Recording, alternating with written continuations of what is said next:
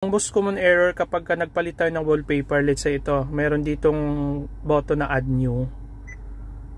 Tapos, let's say itong Honda logo. Yung Honda logo na yan, hindi ko pa binago yung resolution ng pictures na yan. So, kung mapapansin nyo, kapag kakinli ko po yan, yan o, nakalagay unsupported. Hindi ko siya pwedeng i-import. Kapag kakinli ko yan, yan, nag-i-error po siyang ganon.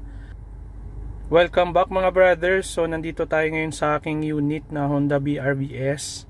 So kung mapapansin nyo, bago na po yung wallpaper natin. Wow! So di ba maganda na siya, no?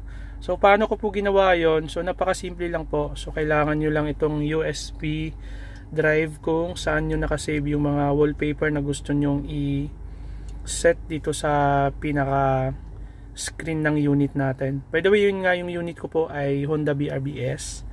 Hindi ako sure sa mga higher version nito kung kailangan pa ba nating mag-adjust ng resolution ng pictures. So, saksak na natin tong USB dito sa may USB port. Pasensya na, medyo madilim. So, yun, nakasaksak na. Nandito na siya mga brothers. So, simple lang naman po. Go to settings. And then go to wallpaper. So let's say itong Honda 2.jpg.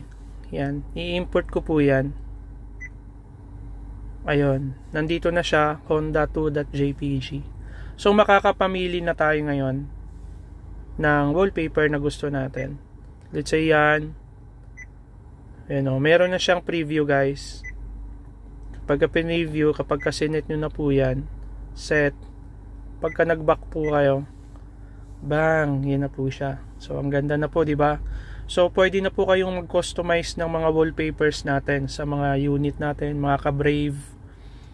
So napakasimple lang po. Ang pinaka-key lang po nun is yung pag-adjust ng resolution ng mismong picture.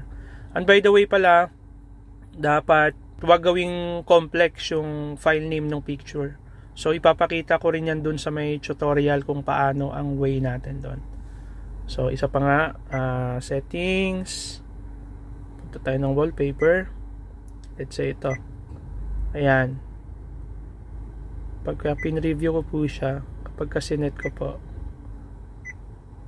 o diba? So pwede na tayong maglagay ng mga kahit na anong image na gawing wallpaper. Pero ang advice ko lang is, since ang text color natin is white, so ang gawin yung background color nung pinaka wallpaper dapat dark yun para merong contrast.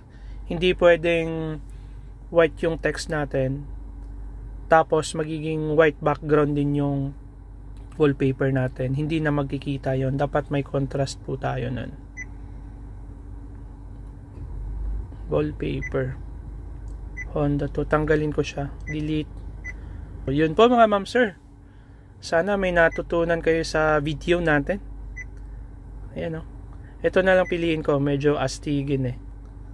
Ayan po, op, set, preview, set, back.